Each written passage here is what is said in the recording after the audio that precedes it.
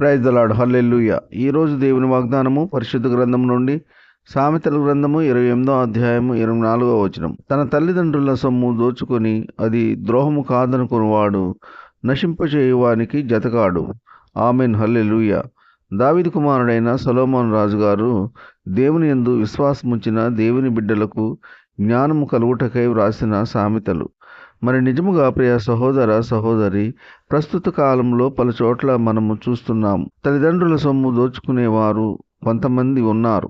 తల్లిదండ్రుల సొమ్ము, వారి స్వాస్థ్యము న్యాయబద్ధంగా తోటి సహోదరులకు సమానమైన హక్కు ఉంటుంది. వారికి చెందవలసినది చెందనీయకుండా తల్లిదండ్రుల సొమ్ము దోచుకునేవారు నశింపజేయువానికి జతకాడు. అనగా ఇటువంటి వారు అపవాది సంబంధులు.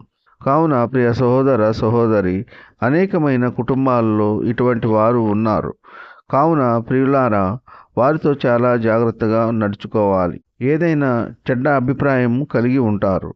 ఏదైనా చెడ్డ కార్యములు కూడా తలపెడతారు. వీరికి ధన వ్యామోహము తప్ప వేరే ఆలోచన ఉండదు. కావున దేవుని పిల్లలైన వారు ఇటువంటి వారితో చాలా జాగ్రత్తగా ఉండాలి. జ్ఞానము కలిగి ఉండాలి. ఈ కొద్ది మాటలు దేవుడు దీవించునుగాక. ఆమెన్.